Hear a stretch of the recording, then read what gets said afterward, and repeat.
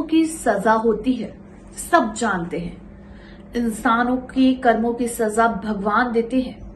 हर कुछ भगवान ने लिखा होता है। ऊपर से भगवान सब कुछ लिखकर भेजते हैं। अगर आपके अच्छे कर्म हैं तो आपको स्वर्ग मिलेगा, अगर आपके बुरे कर्म हैं तो आपको नर्क मिलेगा। लेकिन क्या कभी भगवान से भी गलती होती है? और अगर गलती होती है तो इनको सजा कौन देता है? स्वागत है आपका हमारे चैनल नेक्स्ट 9 न्यूज में। और एक बार फिर से मैं आपके साथ सादिका कौर इस वीडियो में लेकर आए हैं आज एकदम अलग टॉपिक। जी हाँ, जिसको सुनने के बाद आप हैरान रह जाएंगे।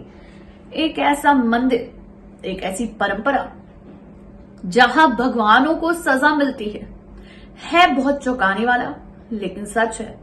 लोग दूर दूर से यहाँ पर घूमने के लिए जाते हैं और देखते हैं कि आखिर यहाँ पे भगवानों को सजा क्यों मिलती है। एक ऐसा मंदिर जहां औरतों का आना सही नहीं माना जाता। कहा जाता है अगर औरत इस मंदिर में आई, इस परंपरा के बीच में आई, ये इसको देखा भी तो ये किसी के लिए भी अच्छा नहीं होता।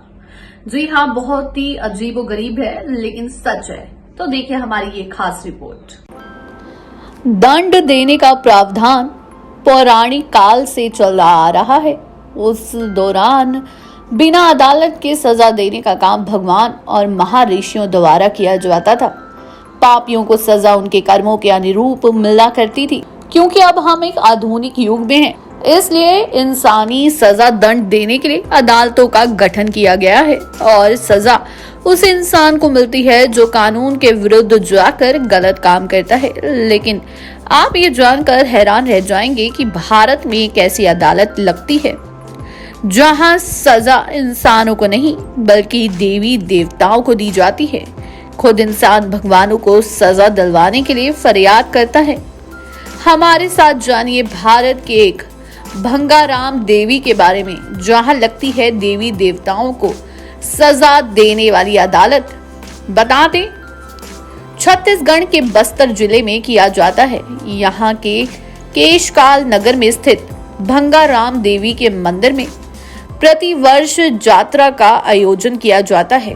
देवी भंगाराम यहाँ के 55 गांव में मौजूद सैकड़ों देवी देवताओं को आराध्य है।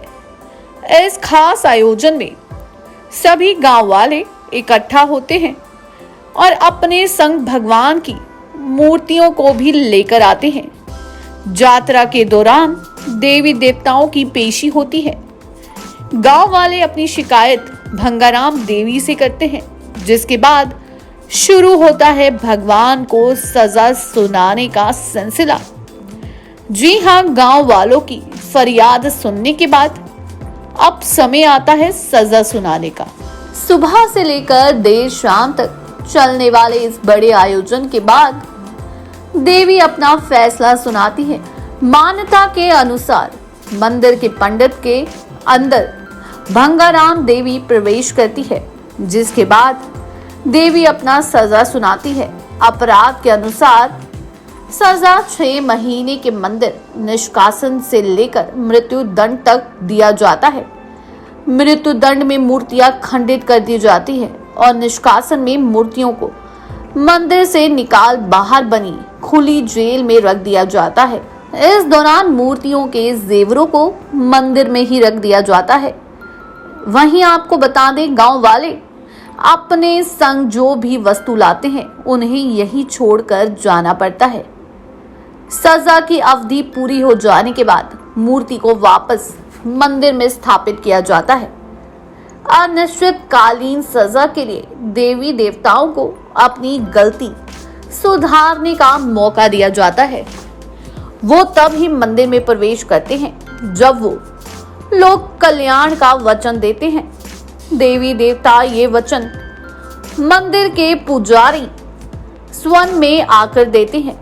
बता दें, मंदिर वापसी से लेकर संबंधित भगवान की पूजा की जाती है और पूरे सम्मान के साथ मूर्ति को मंदिर में स्थापित किया जाता है। इस दौरान देवी का मंदिर हजारों लोगों से भरा रहता है। वहीं ये सवाल किसी के भी दिमाग में आ जाता है। बता दें, सवाल है कि आखिर भगवान की शिकायत देवी से क्यों की जाती है। बता दें कि लोग अधिकतर शिकायतें मन्नतें पूरी ना होने के कारण करते हैं। इसके अलावा शारीरिक रोग, फसल खराब या किसी अन्य परेशानी का भी दोषी भगवान को ही बनाया जाता है। सबसे बड़ी बात, इस यात्रा में महिलाओं को आने पर प्रतिबंध है। यहाँ तक कि वो इस दौरान यात्रा का प्रसाद भी ग्रहण नहीं कर सकती हैं। कहा जाता है कि महिलाओं की उपस्थिति माहौल बिगाड़ सकती है। भंगाराम देवी से एक पुरानी किंवदंती जुड़ी हुई है। कहा जाता है कि देवी ने बस्तर के राजा को सपने में दर्शन दिए थे। देवी ने उन्हें कहा कि वो राज्य में प्रवेश करना चाहती हैं, जिसके बाद देवी के स्वागत के लिए राजा अपनी प्रजा के साथ पहुंचे। लेकिन इसी दौरान तेज तूफान आ गया। देवी घोड़े पर सवार पहले पुरुष रूप में आई, जिसके बाद वो स्त्री रूप में परिवर्तित हुई। केशकाल की घाटी में बना देवी का मंदिर देवी के प्रकट होने का स्थान है। बता दें, अगर आप इन अनोखी आदिवासी परंपरा और यहाँ होने वाले भव्य आयोजन का हिस्सा बनना चाहते हैं तो छत्तीसगढ़ के बस्तर जिले आ सकते हैं। आप यहाँ तीनों मार्गों से पहुंच सकते हैं। हवाई मार्ग के लिए आप रायपुर और विशाखापट्टनम एयरपोर्ट का सहारा ले सकते हैं। रेल मार्ग के लिए आप रायपुर रेलवे स्टेशन का सहारा ले सकते हैं। इसके अलावा आप यहाँ सड़क मार्ग के द्वारा भी पहुंच सकते हैं। बस्तर सड़क मार्ग के लिए आपको वाया जगदलपुर आना पड़ेगा। बेहतर सड़क मार्गों के द्वारा जगदलपुर राज्य के बड़े शहरों से जुड़ा हुआ है। वहीं आपको बता दें, यहाँ कहा जाता है कि अगर इंसानों को भगवान सजा दे सकते हैं, अगर ये यमराज हमें मरने के बाद सही और गलत बता सकते हैं, हमारे कर्मों के हिसाब से हमें नर्क और स्वर्ग दे सकते हैं, तो इंसानों को भी हक है अपने भगवान को सजा देने का, क्योंकि हम पूरे सालों शिद्दत से उनकी पूजा करते हैं, उनसे कुछ मांगते हैं, लेकिन आखिरकार जब हमें निराश होकर वापस जाना होता है तो ये हमारे लिए सबसे बुरा होता है। तो भगवान को क्यों ना एहसास हो उनकी गलती का। जी हाँ, आपको बता दें, आप कहें कि एक अंधविश्वास है या फिर सच्ची बात, लेकिन यहाँ के पिछड़े इलाके के सारे लोग इस परंपरा का खूब आनंद लेते हैं और इस पर पूरा यकीन भी करते हैं। ये परंपरा किसने बनाई कोई नहीं जानता, लेकिन इस परंपरा को सालों से चला आता जा रहा है। हर कोई अपने भगवानों की मूर्ति यहाँ लेकर आते हैं, फिर उसके बाद वहाँ के पुजारी ये तय करते हैं कि किस भगवान की क्या गलती है। तो इस तरह दी जाती है यहाँ भगवानों को सजा। भगवानों की मूर्तियों को जेल में कैद किया जाता है, भगवानों की मूर्तियों को तोड़ा जाता है, उनको गंगा में या नदी में बहाया जाता है। उनको कहते हैं कि यह भगवान का मृत्यु दंड है।